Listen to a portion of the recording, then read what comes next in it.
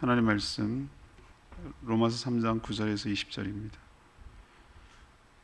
오늘은 9월 4일 토요일 아침입니다. 로마서 3장 9절에서 20절까지 말씀, 신약성경 243쪽입니다. 9월 4일자 본문 로마서 3장 9절에서 20절까지 말씀 교독하도록 하겠습니다. 그러면 어떠하냐? 우리는 나으냐? 결코 아니라. 유대인이나 헬라인이나 다 죄 아래에 있다고 우리가 이미 선언하였느니라. 기록된 바 의인은 없나니 하나도 없으며 깨닫는 자도 없고 하나님을 찾는 자도 없고 다 치우쳐 함께 모익하게 되고 선을 행하는 자는 없나니 하나도 없도다.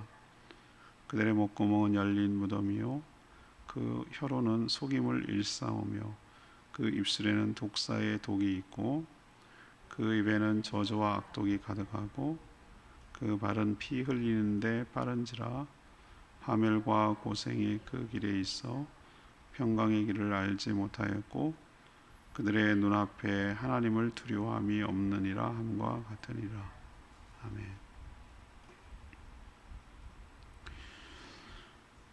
유대인이나 이방인이나 모두 죄인일 뿐이라고 말하고 있습니다. 유대인들을 유독 비판하니까 유대인만 죄인인 것처럼 말하는데 그렇지 않다는 것이죠. 하나님을 찾는 자도 없고 또 선을 행하는 자도 없다고 말합니다. 자신의 온몸을 이용해서 죄를 짓는데 사용한다고 말하죠. 또 그런 죄를 짓고도 하나님을 두려워하지 않는다고 말합니다. 그 누구도 율법을 온전히 다 지킬 수 없지만 또 율법을 지키는 행위로도 다 지킨다고 해도 의롭다함을 얻을 수 없다고 말합니다. 그럼 율법이 왜 있는가? 죄를 깨닫게 하고 고발하고 변명하려는 입을 막으며 그것이 죄인 것을 알아서 죄가 무엇인지를 깨달아서 죄가 없다라고 변명하는 자의 입을 막고 또 죄가 무엇인지를 깨닫게 하고 그 죄를 지었다고 고발하는 기능이 율법의 기능이라고 말하는 것이죠. 오늘 질문은 바울이 죄에 대하여 내린 결론이 무엇입니까? 죄에 대해서 내린 결론이 무엇입니까? 이것이 오늘 질문입니다. 먼저 9절에서 11절까지 말씀입니다. 모두가 죄인이며 의인은 한 명도 없다는 사실. 모두가 죄인이며 의인은 한 명도 없다는 사실을 깨닫고 결론 내리는 것이죠. 사도 바울은 유대인들은 하나님께로부터 율법을 받았고 또 맡았고 할례를 받았지만 율법대로 전혀 살지 못해서 실패했다고 말하고 있습니다. 그러면 율법이 없는 할례를 받지 않은 이방인들은 의로운가? 그렇지 않다는 거예요. 율법도 몰라 죄를 지었을 뿐 유대인이든 헬라인이든 이방인이든 죄인인 것은 마찬가지다라고 말하고 있습니다. 누가 더 낫다, 누가 더 의롭다라고 말하는 게 무의미하다는 거예요. 우리 사람들은 늘상 말하지만 상대적인 의로움에 빠질 때가 있어요. 상대적으로. 그게 뭐냐? 나는 쟤보단 나아요. 저 쓰레기 같은 인간보단 나아요. 어제 그제 막 뉴스에 엄청 나오는 강도사님 같은 인간 말이죠. 부녀자를 그냥 왜 만나는 거야? 죽이려고 만나는 거예요. 원래 더 죽일 뻔했는데 어긋나가지고 못 만나서 살아난 여자도 있어요. 취재진이 막 물으니까 지가 뭘 그렇게 잘했다고 막 행패를 부리는 거예요. 그거 보고서 저런 인간은 도대체 인간 쓰레기구나. 저건 죽어야 싸다. 막 이렇게 혀를 차면서 분노했겠지만 그러면 나는 저급은 아니에요. 저 정도는 아니잖아요. 이렇게 말하면 나는 의로우냐 이거예요. 하나님 입장에서 우리는 비교해서 상대적 우위에 자기가 있다고 생각을 하는데 이 의로움도 그렇다고 생각하는 거예요. 그렇지 않아요. 하나님의 시각으로 보면 제가 그래서 비유를 들었잖아요. 커다란 생수통이 있다고 칩시다. 우리 옛날에 그렇게 해서 물 받아 먹었는데 그 생수통에다가 꾸정물을 한 바가지 부으나 잉크 있잖아요. 잉크를 갖다가 이렇게 넣으나 한 방울 넣으나 먹지 못하고 찝찝하면 똑같아요. 이러나 저러나 똑같다 이 말이에요.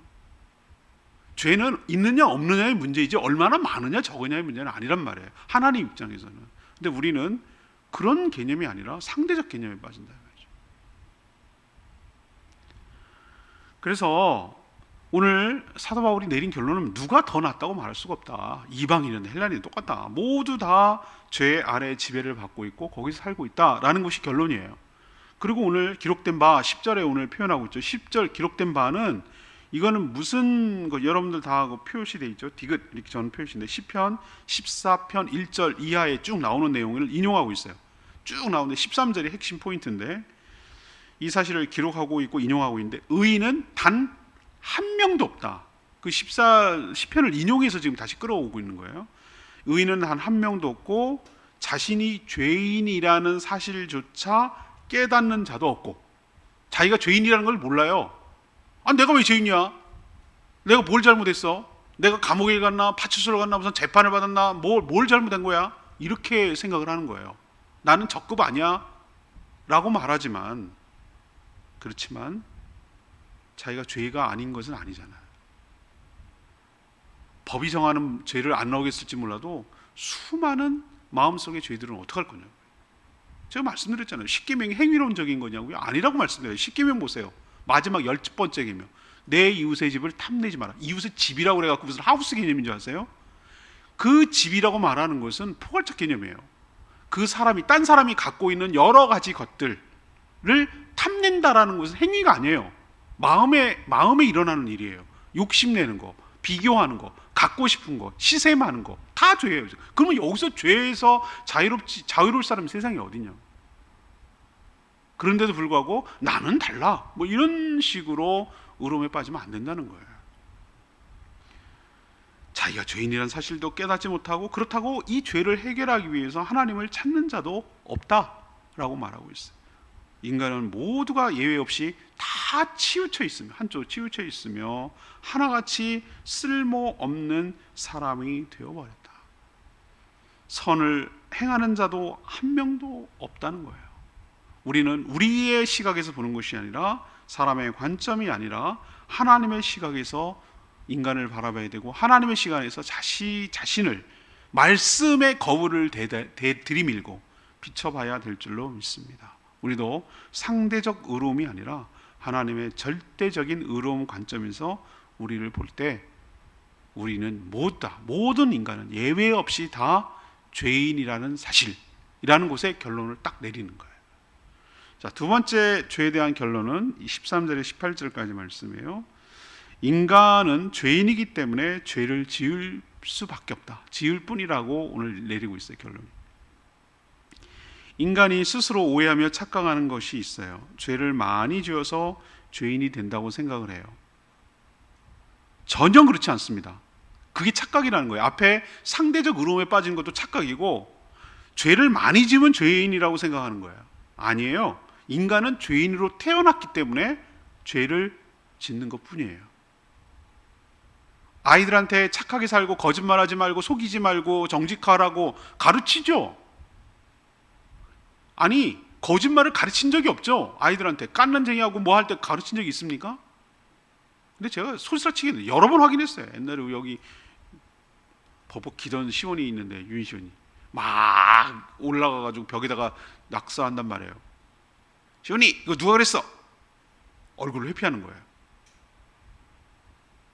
본능적으로 알아요. 자기가 잘못한 거, 죄에 대한 형벌이 따른다는 거, 비난이 따르는 거 본능적으로 알아요.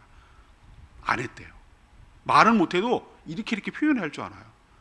그러니까 제가 깨닫는 게 뭐냐면은 죄를 많이 져서 죄인이 아니에요. 죄인으로 태어났기 때문에 죄를 짓는 거예요.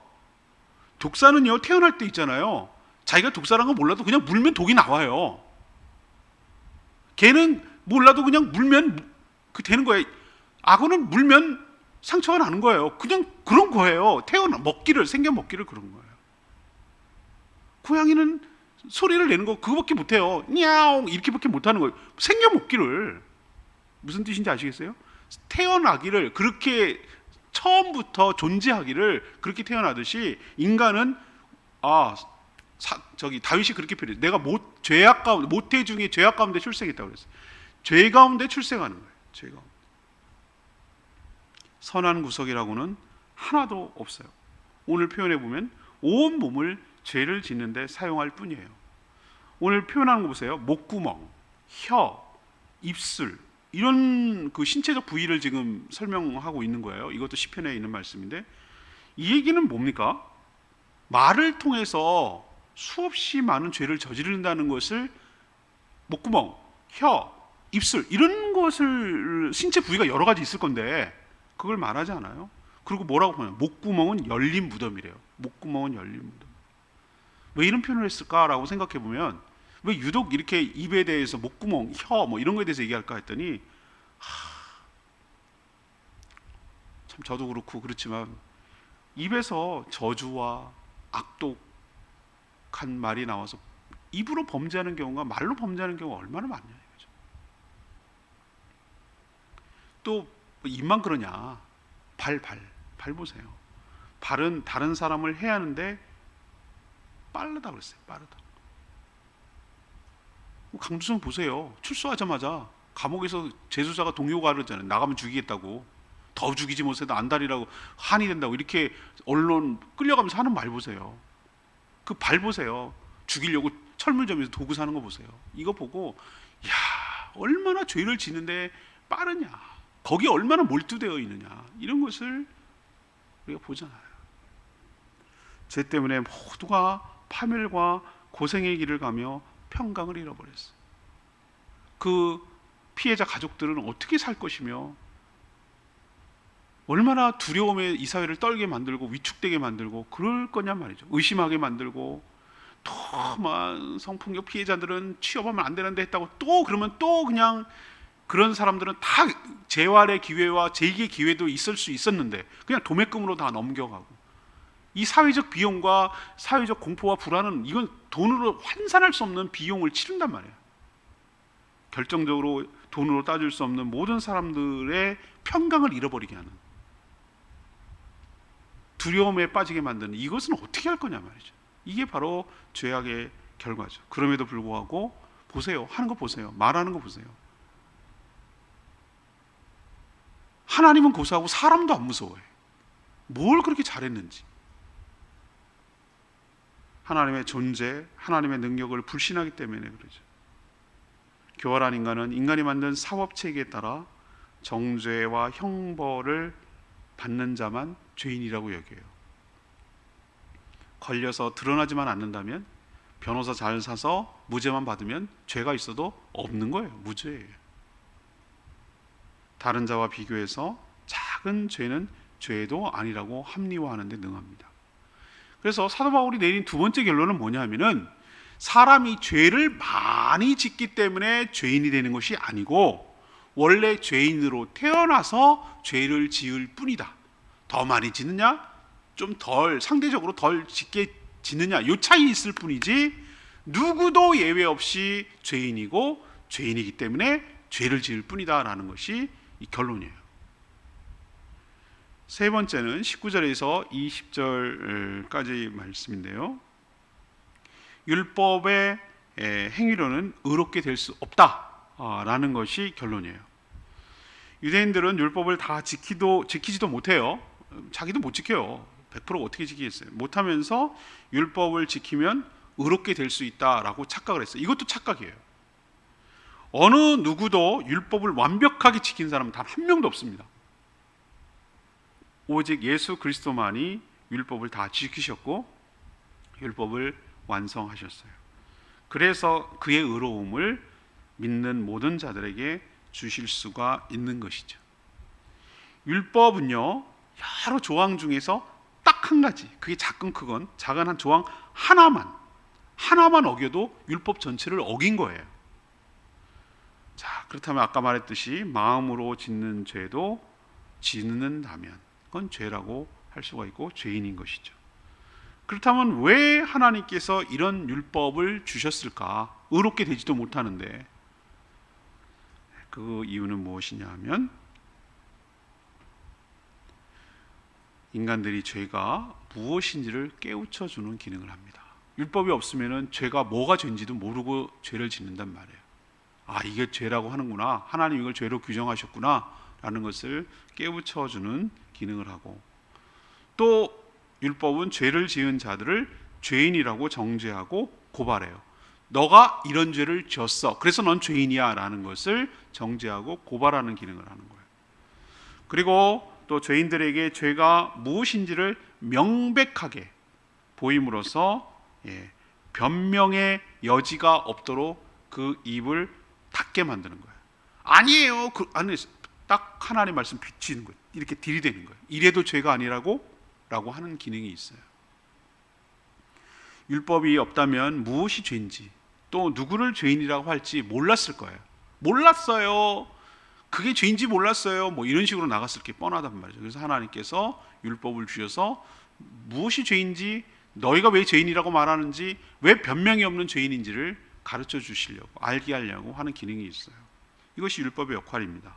그렇지만 율법을 다 지키지도 못하지만 지키는 행위로서는 결코 의롭게 될 수 없다라는 것이 사도 바울의 죄와 관련돼서 내린 결론이에요. 우리와 똑같아요. 우리도 같은 결론입니다.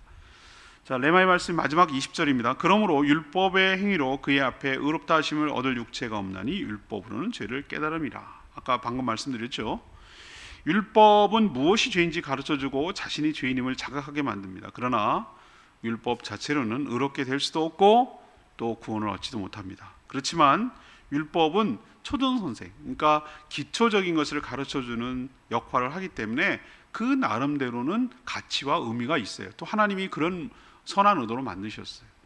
결국은 인간을 이제 절망하게 빠지게 하는 거예요. 그래서 내일 월요일이겠죠. 그러나 이제 반전이 되죠. 이제는이라고 말하는 월요일 날 본문이에요. 이제는 율법 외에 한 가지 의로움이 나타나는데, 이렇게 하면서 여기서 반전이 일어나요. 주일날도 설교할 수가 있는데 우리 인간의 왜 이렇게 코너로 모시죠? 너한테는 선한 구석이 단 한 개도 없어. 너는 절망적이야. 너희 스스로는 어떻게 할 수가 없어 라는 것을 딱 인정해야 그렇다면 어떻게 하는 거죠? 그래서 하나님이 너에게 구원의 손길을 내밀었어. 하나님이 제시한 이 구원의 손길을 따라 의로움을 믿어야, 의로움을 입어야 너는 구원을 받을 수 있어. 이렇게 나가게 하기 위해서 그 앞에까지 뭐 하는 거죠? 너희들이 도저히 희망이 없는 인간들이야. 너희들에게 선한 구석이 없어. 너희들이 곧 죄인이라고 말할 수 있어. 여기서 핑계댈 사람은 한 명도 없어. 이렇게 절망의 코너로 모는 이유가 여기 있는 거예요. 반전을 이루기 위해서. 아무튼 이렇게 절망하게 만들어서 유일한 구원의 통로인 예수 그리스도만을 바라보고 의지하게 만들려는 이 사도 바울의 논증의 방법이기도 해요. 하나님은 처음부터 율법이 아니라 오직 믿음, 오직 은혜, 오직 예수를 통하여 구원을 주실 계획을 처음부터 하신 줄로 믿습니다. 이게 구원의 계획이에요. 자, 오늘 본문으로 다시 돌아가서 사도 바울이 이제 뭐라고 오늘 얘기를 하냐면은 죄에 관련해서 분명하게 내린 결론이 뭐냐는 거예요. 첫 번째는 뭐죠? 모두가 죄인이고 의인은 한 명도 없다. 한 명도 없다. 두 번째는 인간은 죄를 많이 지어서 죄인이 아니라 죄인이기 때문에 죄를 지을 뿐이다. 그게 하등 이상한 것이 아니다. 세 번째는 율법을 다 지키지도 못하지만 율법의 행위로는 하나님이 인정하시는 의로움에 이를 수 없다. 의롭게 될 수 없다. 율법은 죄를 깨닫고 고발하고 정죄할 뿐이다. 무엇이 죄인지 가르쳐 줄 뿐이다. 이것이 바로 사도 바울이 내린 죄에 관한 결론이에요. 우리도 이것을 분명하게 인식하고 하나님의 은혜, 하나님의 구원의 방법, 오직 예수를 통하여 구원하는 일에 힘쓰는 저희들 모두가 되기를 원합니다. 오늘 말씀 붙들고 기도하기 전에 706장 찬양집 706장 부르고 기도하겠습니다.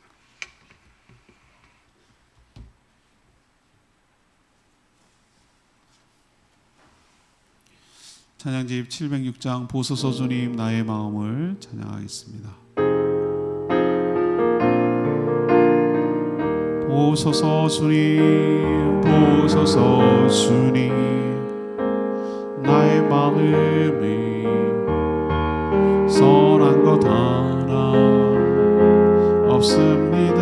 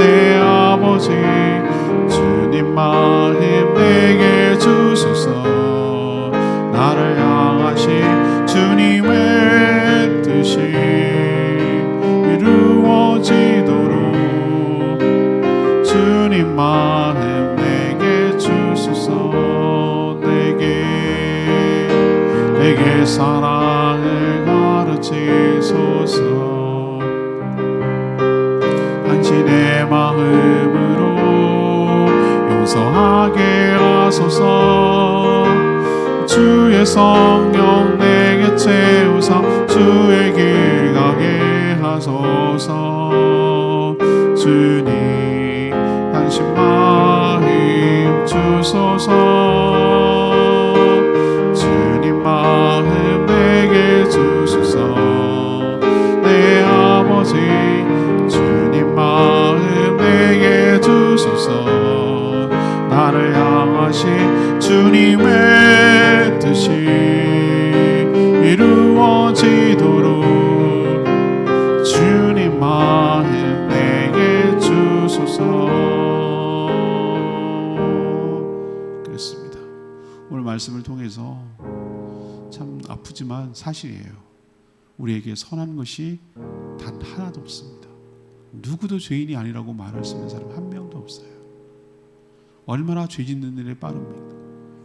남을 비난함으로써 자기는 의로운 척하지만 나도 알고 하나님도 알고 계시죠. 내가 얼마나 죄인인 것을. 죄인을 더 비난하는 사람이 오히려 그 죄를 감추고 있는지도 몰라요. 상대를 열심히 비난함으로 인해서 자기가 더 의롭다는 걸 과시하려는 본능적으로 나오는 행위일 수도 있어요. 누가 하나님 앞에 선하다고 말할 수가 있겠습니까? 왜 이렇게 절망으로 몰아갑니까? 그래야 오직 은혜로만, 오직 믿음으로만, 오직 예수 그리스도로만 구원받는다는 것을 인정할 수밖에 없고 그 은혜가 감사하고 고마울 수밖에 없도록 만들려는 것이죠. 하나님, 저희가 죄인인 것을 고백합니다. 이 죄인을 구원하여 주심에 감사합니다. 죄가 없다라고 핑계대고 거짓말하지 않겠습니다. 정직하게 하나님 말씀에 비춰보고 자신을 회개하고 돌이키기를 원합니다. 은혜로만 살게 해주시고 은혜로만 용서받게 해달라고 주여 외치며 기도하겠습니다. 주여 하나님 보소서. 주님, 나의 마음이 선한 것 하나 없습니다.